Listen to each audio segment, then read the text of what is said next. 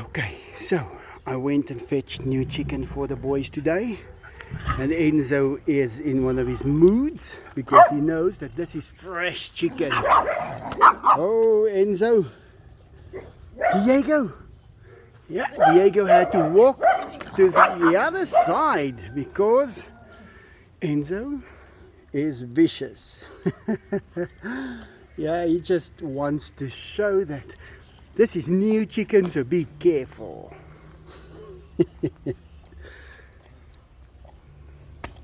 Oh, Enzo, that one burst.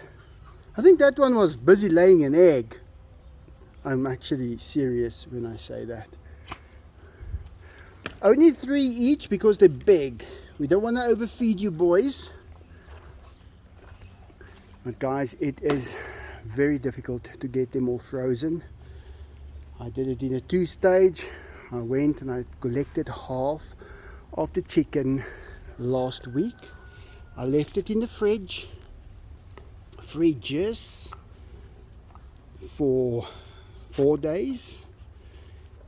Today I went and collected the other half to fill the fridges up with, and I had to scatter them, basically placing the cold ones between the warm ones, because they offloaded for me straight from the trailer where they just picked the dead ones up in the area where they are growing.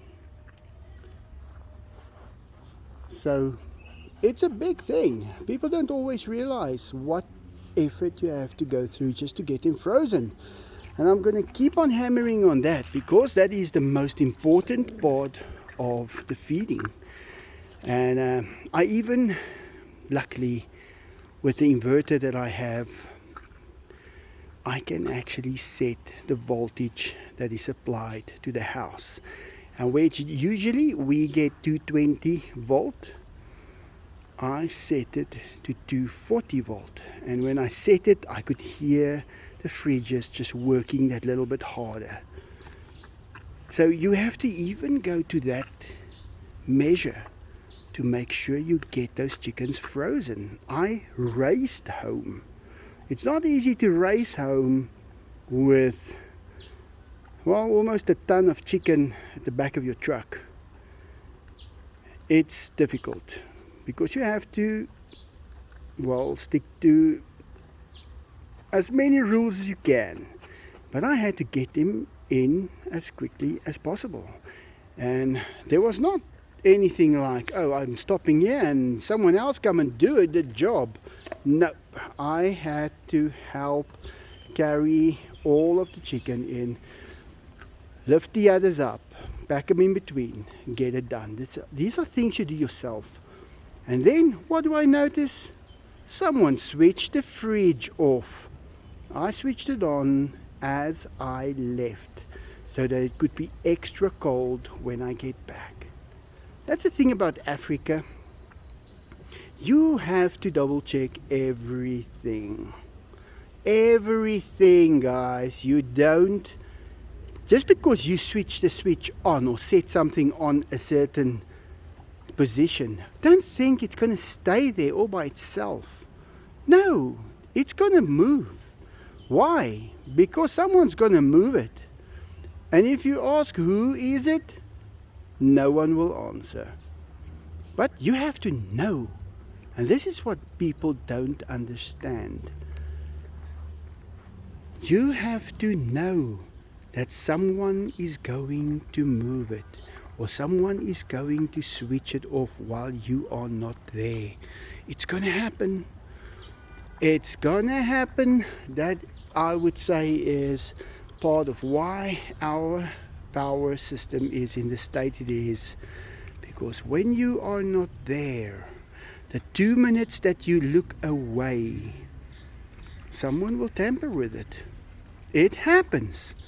Or a cat can just walk by and scroll his tail around the knob and just turn it straight to hot. Yeah, that can also happen. Just so I don't step on too many toes, you know. Cat toes are easy to step on. They don't mind that much because I step lightly on them in a jokish way. But yeah, I got the tigers all the food that they need for the next 3 months. And one of my fridges is still broken. I'm just going to throw it away. I'm not going to repair it. It's not worth it. It will just, maybe if the gas goes out, it will go out again. And they are not that expensive to replace. It's the smaller ones. And it's nice to have the smaller ones because you can rather have 10 fridges, little ones, than one big one. Because the day that one big one is not working anymore, you've got problems. But the boys love their food. They will be eating chicken for a while and they don't complain. They love it, especially if it's this fresh. And also the cats. I'm trying to save as much money on the cat food. Cat food has become the one item that raised the most in cost in the country. Yeah, they just said, hey, we're going to get the guys who are, they committed. They've got their cats. They're going nowhere without us. And in such a way they did that people stopped buying so much, me included. And guys, now it's backing up onto the racks. It's not selling that well. So I have a packet that I have to take back that is totally ruined inside. It's sour. When I open it up, it is sour. And I'm going to take it back because this is the game that they are playing. You know, if you are prepared to push people who have animals to feed to that point, then you're going to have, then we're playing the game. You know, an accident or something, I would never take something back. I really don't do such a thing. But this, I want to take it back. I want them to give me the little money back because they are responsible for raising the price up to a point where people cannot afford it. And then they don't buy it. They will feed the cat table scraps because there is just no more money. But they will try and get more money out of people who have commitments in life. So I am taking it back. I will be getting my money back on that. I don't even care. I will give it to a homeless person. I give a lot to a homeless person and I don't care. But this is capitalism. If you are going to supply a product and you don't have a heart for keeping it in such a way that people can afford it and it flies off the shelves and you're making money and it flies off the shelves and you decide, now I'm going to capitalize on it, I'm going to raise the price, we're going to double the price during this year. If something goes wrong, we're coming for you. We want our money back. And it's not because we are the type that wants our money back. It is because you are now playing with your rules. And we have to play with your rules as well. And guess what? There's rules on both sides of the cat food. I make it sound so dramatic, but guys, I have people, look here, now Pixie,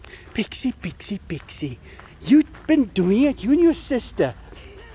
Tracy used to always open up this, and now the lock is off. I have to weld it back on tomorrow. Hey, Benny, is that your little tail? Come on, what are you doing here? Come, let's go. No. Come, let's go. Come, Benny. This is for the cats. You know that. This is a cat area. Why? Because the dogs eat everything that the cats have. These dogs. Guys, I know they are irritating and they are terrible ones. And but you gotta love them. They are something else as well. They've got their little personalities. Benny's so happy at night when he can crawl under my arm and sleep there. He trusts me completely. And I know he irritates Enzo on the lives and stuff, and then he doesn't get, well, good behavior points. But yeah, remember when everybody hated Diego? And I just said, I'm going to show you guys Diego from now on. And then all of a sudden everybody started loving Diego, because a personality is not only the bad side. If you are shown the good side, you will love them. And that is what I have done with all of these animals. I have seen their good side, their bad side, their side that shows how they appreciate the efforts and the food. Guys, a cat that really got into my heart now is this one that looks like a mouse. Now, I have given him the name Mace Fall. And what that means, actually a Mace Fall, there he is, here he is. I just can't get over him. He is so amazing, and he's got these eyes, he's not so good. My heart boils over when I see him. And there's one in there as well, the others that's still getting used to the place, that also is family of him. Maybe he's the dad, I don't know. But look at him. He was lying on the grass earlier, rolling around. He loves it here. He is so happy. And let's not forget, little Stompy Tail also came from that same dump site. So yeah, I've got 4 of them in that. I want to start opening for them tomorrow. I want to see if I can close up here by the staircase so they can't get out.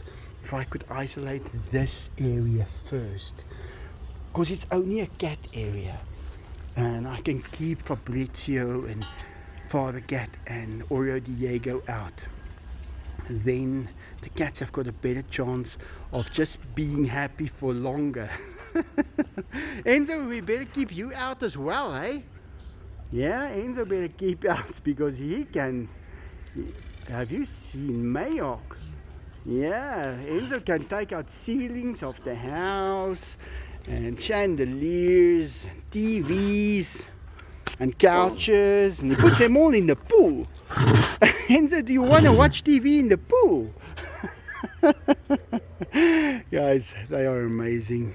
But thank you very much to everybody. You guys are doing this now. You have helped me so much, and that's why it's possible to do it. So I thank everybody, Dimitri, Melissa F, Deborah, Denise, Gateway Emporium, so many people, I can't remember all of them now. Jan, Mutkadir Ali. Guys, the list goes on and on. You guys are the ones that's doing this. I'm just the hands and the feet. So thank you very much. And what's the other guy's name? I feel so bad. He asked me the other day, Michael, when are you making something for our tier 3 people? And you're on my mind all the time. Believe me, I want to make special. I'm going to make special footage only for tier 3 people. Let me just. Nelson. No, I'm just. Now I can't remember. But anyway, he's been a member for 7 months. Tier 3. I thank you from the bottom of my heart.